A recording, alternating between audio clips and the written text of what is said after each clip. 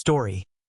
HOA Karen reported my cabin had no idea I owned the entire mountain it sits on. The mountain was my sanctuary, a jagged slice of freedom carved from the world's chaos. I'd built the cabin myself, logs hewn by hand, nails driven with sweat and stubbornness. It wasn't much, but it was mine, nestled in the heart of Blackthorn Mountain, where the air smelled of pine and silence. I thought I'd escaped the petty tyrannies of suburbia, but Karen found me. She always did.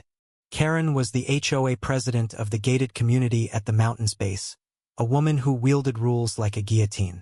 She'd heard about my cabin from some hiker's gossip and decided it was an eyesore, violating her precious covenants. Never mind that my land wasn't part of her domain. She showed up one crisp morning, clipboard in hand, her lips pursed like she'd swallowed a lemon. "This structure is unpermitted," she declared, waving a citation she'd printed herself. "You'll tear it down by Friday, or I'll have the county out here." I laughed, leaning against the porch. "Lady, you're on my mountain. I own every acre from here to the ridge." Her eyes narrowed, but she didn't believe me. She never did. The next day, she returned with a county inspector, a nervous guy named Carl who looked like he'd rather be anywhere else. I showed him the deed, 300 acres, bought a decade ago from a logger's estate. Carl stammered, "Ma'am," he's right, "this land's private. No HOA jurisdiction." Karen's face turned the color of the citation she clutched. She stormed off, but I knew this wasn't over. It wasn't. By week's end, Karen had rallied her HOA minions, spreading word that my cabin was a hazard and a threat to property values. They flooded the county with complaints, posted on X about rogue squatters, and even tried to block the access road with their SUVs. I wasn't just fighting Karen.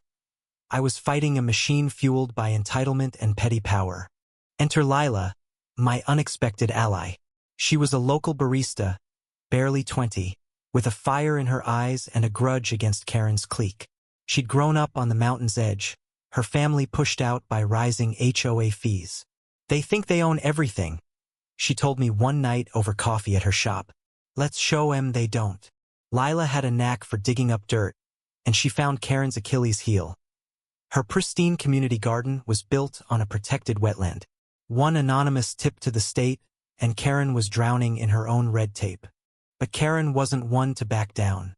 She escalated, hiring a lawyer to claim my cabin violated some obscure zoning law. The tension peaked at a town hall meeting, where the room crackled with hostility. Karen stood at the podium, her voice sharp as she accused me of endangering the community. I stood up, deed in hand, and laid out the truth. I owned the mountain, the trails, even the spring that fed their precious gated community. The crowd gasped. Karen's lawyer went pale. Lila, sitting beside me, smirked. Then came the twist. Carl, the timid inspector, stepped forward. He'd been quiet, but now he held a folder. "I did some digging," he said, voice shaking. "Karen's HOA has been skimming dues to fund her husband's real estate deals. It's all here, bank records, emails." The room erupted. Karen's empire crumbled as her own neighbors turned on her, demanding audits.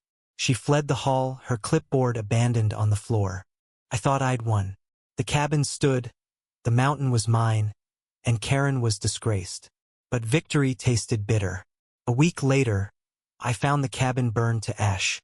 No proof, but Karen's husband had been seen nearby, a gas can in his truck. The sheriff called it an accident, but Lila and I knew better.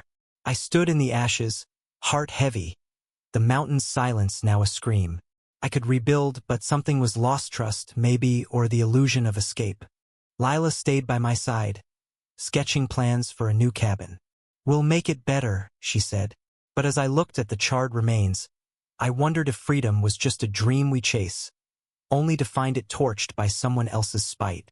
Karen was gone, her HOA dissolved, but the scars she left weren't just on my land, they were on the community, on trust, on the idea that we could ever just live and let live. What do you think? Where does justice lie when personal vendettas tear apart a community?